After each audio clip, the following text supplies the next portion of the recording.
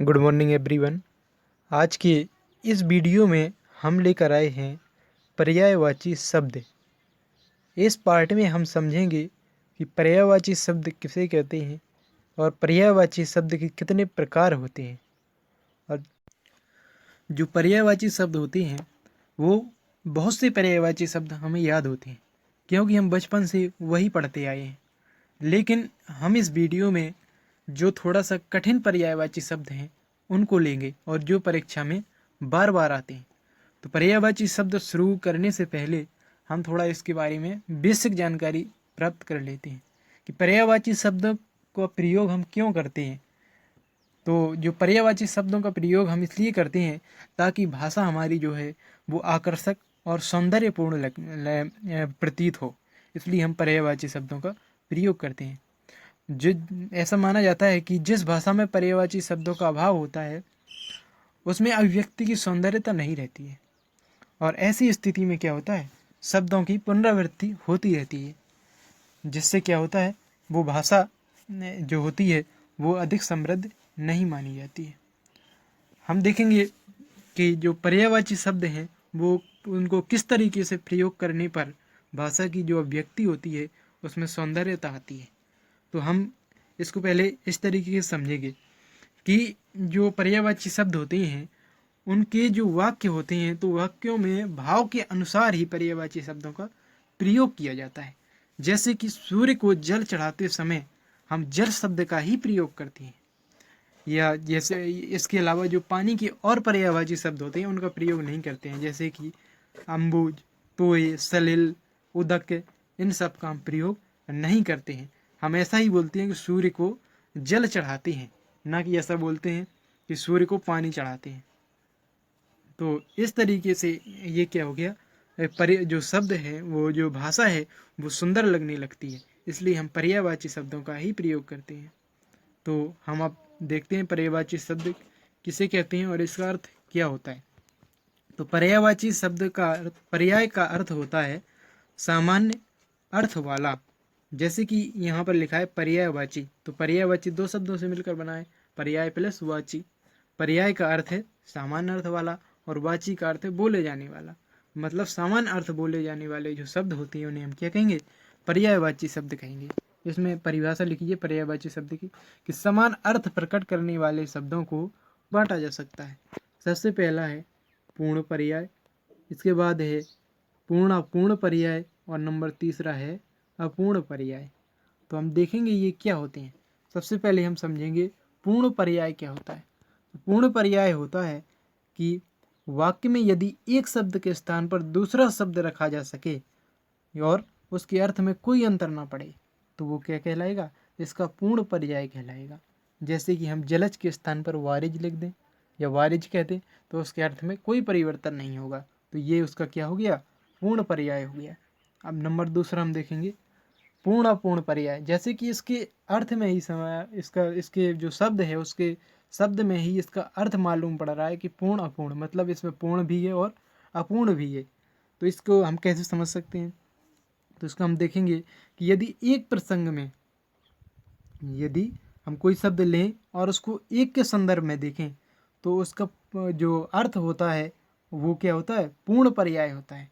किंतु दूसरे संदर्भ में उसका समानार्थक ना रहे तो उसे हम क्या कहेंगे, पूर्ण अपूर्ण पर्याय कहेंगे। जैसे कि उदाहरण से हम समझ लेंगे, कपड़े टांगने के स्थान पर हम कपड़े लटकाना कह दें तो उसका वही अर्थ प्राप्त होता है। चाहे हम कह दें कपड़ा टांगना है या कह दें कपड़ों को लटकाना है तो उसका मतलब वही है, अर्थ एक ही आएगा। परंतु हम यदि ऐसा कह दें कि मुँह लटकाए बैठा है और उसके स्थान पर यदि हमने कह दिया कि मुँह टांगे बैठा है तो ये क्या हो जाएगा, गलत हो जाएगा। ये भाषा की जो अभिव्यक्ति है उसमें सौंदर्यता नहीं रहेगी, मतलब कि ये क्या है, इसमें पूर्ण अर्थ उसको प्राप्त नहीं हो रहा है, इसलिए इसे क्या कहते हैं, पूर्ण अपूर्ण पर्याय कहते हैं। इसी प्रकार से जो तीसरा है वो है अपूर्ण पर्याय। तो अपूर्ण पर्याय क्या होता है, अपूर्ण पर्याय होता है कि समानार्थक शब्दों में अर्थ भेद रहे, जैसे कि मतलब कि अर्थ का अनर्थ हो जाए। जैसे हम कह दें कि कमर टूट गई, कमर टूट गई, इस वाक्य को यदि हम कह दें कि कमर कटी भंग हो गई तो इसका अर्थ का क्या हो गया, अनर्थ हो गया। इसलिए इसे क्या कहेंगे, अपूर्ण पर्याय कहेंगे। तो इसके अलावा अब हम शुरुआत करते हैं पर्यायवाची शब्दों। तो हम सबसे पहले अम्बु, अम्बुज, अम्बुद और अम्बुदी, जो ये 4 पर्यायवाची शब्द हैं, इनको याद करेंगे और समझेंगे इनको किस तरीके से हमें याद करना है। तो सबसे पहले हम अम्बु यानी कि जल के पर्यायवाची शब्दों को देखेंगे। तो जल के पर्यायवाची होते हैं अम्बु, तोय, नीर, वारी, पानी और पयो। इसके अलावा भी बहुत सारे पर्यायवाची शब्द होते हैं, लेकिन हमें यहाँ पर जो परीक्षा में बार बार आते हैं उन्हीं पर्यायवाची शब्दों को देखना है। तो ये हो गए जल के पर्यायवाची। अब हमें क्या करना है, जल के जो पर्यायवाची हैं उसमें जा शब्द जोड़ देना है पीछे। कौन सा शब्द जोड़ देना है, कौन सा वर्ण जोड़ देना है, जा जोड़ देना है। तो जा को यदि, जा अक्षर को यदि हम जोड़ देंगे, जा वर्ण को यदि हम जोड़ देंगे तो वो कमल के पर्यायवाची हो जाएंगे। जैसे कि यहाँ पर देखिए, ये दिया है अम्बु, और अम्बु में हमने जा जोड़ दिया तो हो गया अम्बुज। क्या हो गया, अम्बुज हो गया। और अम्बुज का पर्यायवाची हो गया, कमल का पर्यायवाची हो गया। इसी प्रकार से जल, जल में यदि हम जा जोड़ देंगे तो हो जाएगा जलज, और जलज का पर्यायवाची हो गया, कमल का हो गया। इसी प्रकार से तोय, तोय में यदि हम जा जोड़ देंगे तो हो जाएगा तोयज। क्या हो जाएगा, तोयज, और तोयज भी कमल का पर्यायवाची होता है। इसी प्रकार से नीर, नीर में यदि हम जा जोड़ देंगे तो नीरज हो जाएगा। और इसी प्रकार से अन्य जो भी होते हैं पर्यायवाची शब्द, यदि हम उनमें जा जोड़ देते हैं, सभी में नहीं लेकिन 80% जो जल के पर्यायवाची शब्द होते हैं, यदि हम उनमें जा जोड़ दें तो हम क्या करें, तो हम पता चल जाएगा कि ये काय का पर्यायवाची है, कमल का पर्यायवाची है। तो यदि हम ऐसा देखें कि हमें समझ में आए कि ये जल का पर्यायवाची है और उसमें जा शब्द जोड़ा है, तो हम आसानी से लगा सकते हैं कि ये कमल का पर्यायवाची होगा। इसी प्रकार से अब हम बादल के पर्यायवाची देखेंगे। तो जल के ही पर्यायवाची में यदि हम दा शब्द जोड़ दें, कौन सा, दा वर्ण जोड़ दें, तो वो काय के पर्यायवाची बन जाते हैं, मेघ के या बादल के पर्यायवाची बन जाते हैं। जैसे यहाँ पर अम्बु दिया है, तो यम अम्बु में हमने दा जोड़ दिया तो ये बादल का पर्यायवाची हो गया। अम्बुद काय का पर्यायवाची हो गया, बादल का हो गया। इसी प्रकार से जल में यदि हम दा जोड़ दें तो जलद हो जाएगा, और तो में अगर हम तोय में यदि हम दा जोड़ दें तो तोयद हो जाएगा, तोयद हो जाएगा। नीर में यदि हम जोड़ दें तो वो नीरद हो जाएगा, और वारी में यदि हम जोड़ दें तो वो वारिद हो जाएगा। तो इस प्रकार से ये क्या हो गए, हम जो बादल के पर्यायवाची हैं उनको भी हम आसानी से याद कर सकते हैं। इसके अलावा जो जल के बादल की जो इम्पोर्टेंट पर्यायवाची है उनमें है घनश्याम, अम्बुधर और घटा। ये भी बादल की ही पर्यायवाची है। तो याद रखेंगे घनश्याम, अम्बुधर और घटा। अगला है अम्बुदी। तो अब हम जो अम्बु यानी कि जल के पर्यायवाची हैं उसमें यदि हम धी जोड़ दें, क्या जोड़ दें, धी जोड़ दें, तो वो पर्यायवाची हो जाते हैं सागर के या समुद्र के। तो हम देखेंगे जल, सबसे पहला दिया है इसमें अम्बु, तो अम्बु में हमने धी जोड़ दिया तो अम्बुधी हो गया। जल में हमने धी जोड़ दिया तो जलधि हो गया, जो समुद्र का ही पर्यायवाची है। इसी प्रकार से तोय में ये हमने जा जोड़ दिया, धी जोड़ दिया तो ये हो जाएगा तोयधि। इसी प्रकार से नीर में हमने धी जोड़ दिया तो नीरधि हो जाएगा, वारिधि हो जाएगा और पयोधि हो जाएगा। तो इस प्रकार से ये क्या हो, काय के पर्यायवाची हो जाएंगे, सागर या समुद्र के पर्यायवाची हो जाएंगे। तो यदि हम जल के पर्यायवाची में धी जो वर्ण है उसको यदि हम छोटी धी को जोड़ा हुआ देखेंगे तो हम आसानी से समझ सकते हैं कि ये काय का पर्यायवाची होगा, समुद्र का पर्यायवाची हो सकता है। इसके अलावा और भी है सिंधु और उदधि और जलेश और रत्नाकर। इसको याद रखेंगे, रत्नाकर काय का पर्यायवाची होता है, अम्बुधि का होता है, यानी कि सागर का होता है। तो इस प्रकार से हमने जो ये 4 विलोम पर्यायवाची शब्द थे इनको आसानी से समझ लिया है। अगला है आरण्य। आरण्य के जो पर्यायवाची हैं वो हो जाएंगे कानन, अटवी, वन और विपिन। अगला देखेंगे हम। अब हम अचल और अचला के पर्यायवाची शब्दों को समझेंगे। तो अचल माने होता है पर्वत और अचला माने होता है पृथ्वी। तो अचल के जो पर्यायवाची होते हैं वो होते हैं अविचल, अटल, अडिग, निश्चल, दृढ़, स्थिर, अटूट, गिरि, शैल, नग और महीधर। अब हम इनको याद कैसे करेंगे? तो अचल का अर्थ होता है जो चल नहीं सकता। तो इसका मतलब है पर्वत भी कहीं ना कहीं चलता नहीं है। तो हम इनको एक दिमाग में बिठा सकते हैं कि चलता नहीं है यानी पर्वत हो सकता है। तो इस प्रकार से हम इनको देखेंगे। इसका जो पहला पर्यायवाची है अविचल। अविचल का मतलब है जो विचल नहीं है, अर्थात जो चल नहीं सकता, वो क्या हो जाएगा? पर्वत हो जाएगा। इसी प्रकार से अटल। अटल किसे कहते हैं? जो टलता नहीं है, जो एक ही जगह पर रहता है वो क्या है? अटल है। इसी प्रकार से अडिग होता है। अडिग भी जो डिगता नहीं है, जो हिलता नहीं है, उसे क्या कहते हैं?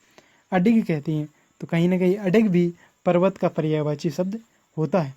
इसी प्रकार से निश्चल। पर्वत निश्चल भी होता है यानी चलता नहीं है, दृढ़ होता है, मजबूत होता है। कहते नहीं है कि पर्वत की तरह दृढ़ होना चाहिए, मजबूत होना चाहिए।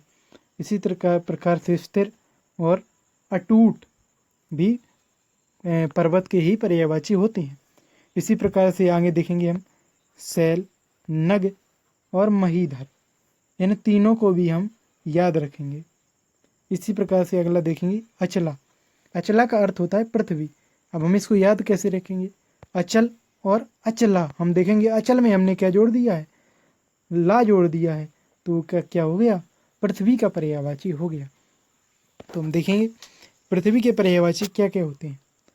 तो धरती, पृथ्वी, मेदनी, भूमि, क्षिति, मही, अवनी, वसुंधरा और रत्नगर्भा। ये जो पर्यायवाची शब्द हैं ये हैं पृथ्वी के पर्यायवाची। इसमें सबसे ज़्यादा रत्नगर्भा, वसुंधरा, अवनी, क्षिति, मेदिनी, इनको जरूर याद रखेंगे। अगला है दैत्य। तो दैत्य के पर्यायवाची हो जाएंगे असुर, निशाचर, रजनीचर, दानव, दनुज और तमचर। तो जो राक्षस होते हैं उनके विषय में एक बात सुनी होगी आप लोगों ने कि जो राक्षस होते हैं उनकी रात्रि में क्या होती है? शक्ति अत्यधिक बढ़ जाती है। तो ये कहीं ना कहीं रात्रि में चलते हैं, इसलिए इनको क्या कहा जाता है? रजनीचर कहा जाता है। जो रात्रि में चलता है वो रजनीचर है।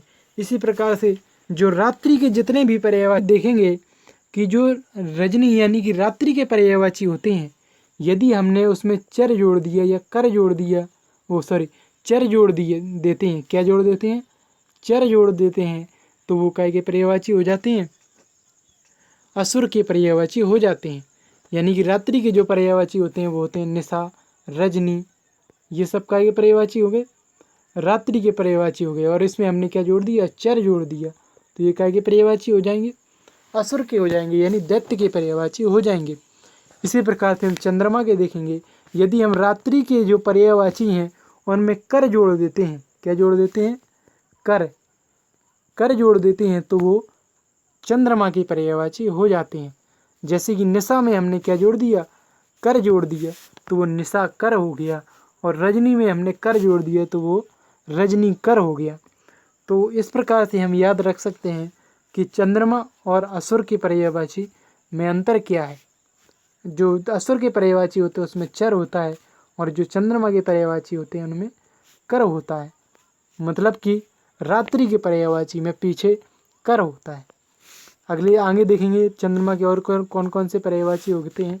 तो विधु, मयंक और शशि, राकेश, ये भी चंद्रमा के ही पर्यायवाची होते हैं। अगला है अमृत। तो जो अमृत है उसके पर्यायवाची हो जाएंगे सोम, पीयूष, अमी, सुधा और अमी। तो ये काय के पर्यायवाची हो जाएंगे? अमृत के हो जाएंगे।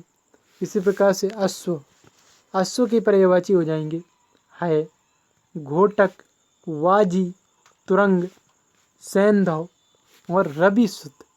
रविसुत का अर्थ हो गया सूर्य का पुत्र। तो सूर्य का पुत्र कौन होता है? इसे कहा जाता है घोड़े को कहा जाता है।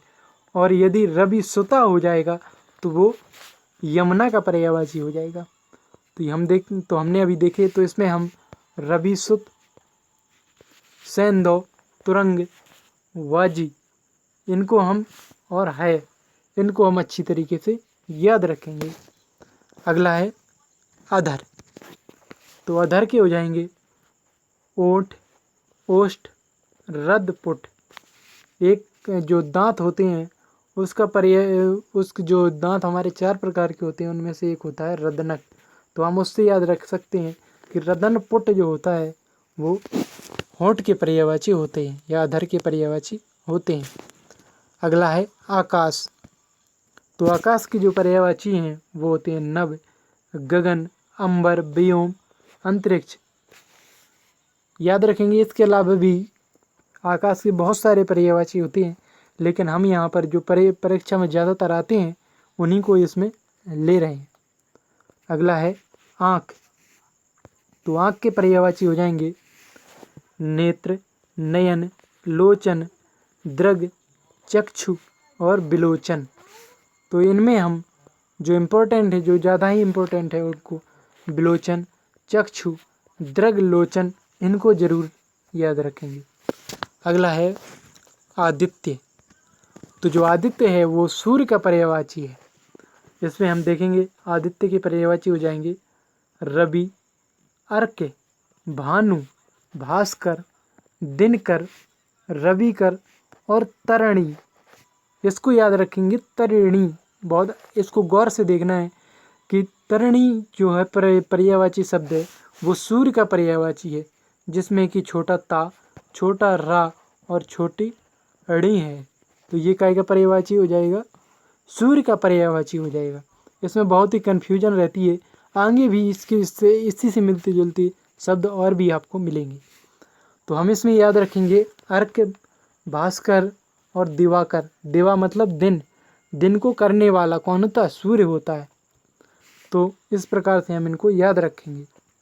अगला है इच्छा। तो इच्छा के जो पर्यायवाची होते हैं वो होते हैं कामना, लालसा, उत्कंठा, अभिलाषा, वासना, चाह, मनोरथ, तृष्णा, आकांक्षा और ऐषणा। तो ये इच्छा के पर्यायवाची हो जाएंगे। अगला है ईख। तो ईख के पर्यायवाची हो जाएंगे इक्षु। ये ईख का तत्सम भी होता है। इसके अलावा गन्ना, ऊख, रस दंड। रस मतलब रस वाला और दंड मतलब डंडा। तो रस से भरा हुआ डंडा क्या होता है? ईख होता है, यानी कि गन्ना होता है। रसल, इसमें याद रखेंगे जो रसल है वो गन्ना का पर्यायवाची होता है, और जबकि रसाल जो होता है वो आम का पर्यायवाची हो जाएगा। इसी प्रकार से रसद भी किसका पर्यायवाची हो जाएगा? गन्ने का या ईख का पर्यायवाची हो जाएगा। अगला देखेंगे हम इंद्र। अगला है इंद्र। तो इंद्र के पर्यायवाची बहुत हैं, लेकिन हम जो इम्पोर्टेंट पर्यायवाची है उन्हीं को देखेंगे। तो इंद्र के पर्यायवाची होते हैं सुरेंद्र, देवेंद्र, सुरेश, देवराज, सुरपति, पुरंदर, कौशिक, माधव, मधवा। क्या होता है? मधवा, वज्रधर और जिष्णु। हम यहाँ पर याद रखेंगे मधवा। मधवा में को यदि हम बड़ा माँ कर दें माधवा, तो ये हो जाएगा कृष्ण का पर्यायवाची। तो हम याद रखेंगे जो मधवा होता है वो इंद्र का है और माधवा कृष्ण का पर्यायवाची है। इसके अलावा हम वज्रधर यानी कि वज्र को धारण करने वाला, कौशिक, पुरंदर इनको भी याद रखेंगे और जिष्णु। अगला है कपड़ा। तो कपड़ा का पर्यायवाची हो जाएगा वस्त्र, पट, दुकुल, चीर, परिधान और अंबर। इसको याद रखेंगे अंबर। इसके अलावा आकाश का भी पर्यायवाची होता है। तो हम इसको देखेंगे। इसमें दुकल, परिधान, अंबर, चीर और पट, इनको याद रखेंगे। अगला प्रश्न है, अगला है 20वां नंबर है कल्प वृक्ष। तो कल्प वृक्ष का पर्यायवाची हो जाएगा सुरतरु। सुरतरु यानी कि देवताओं का वृक्ष। इसके अलावा पारिजात, देव वृक्ष और मंदार, ये काय के पर्यायवाची हो जाएंगे? कल्प वृक्ष के पर्यायवाची हो जाएंगे। तो इस प्रकार से हमने इस पार्ट में जो 20 महत्वपूर्ण पर्यायवाची शब्द थे उनको हमने लिया है।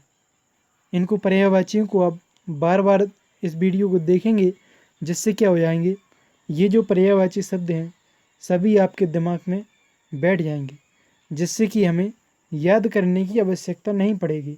हम इनको जैसे ही हमारे सामने आएंगे हम इनको तुरंत पहचान जाएंगे कि ये उसका पर्यायवाची है। तो यदि आपको वीडियो पसंद आया है तो इसको लाइक करिए, शेयर करिए और चैनल को सब्सक्राइब करना ना भूलिए, जिससे कि आपके हमारे द्वारा अपलोड किए गए वीडियो आपके पास शीघ्रता से पहुंच जाएं। धन्यवाद।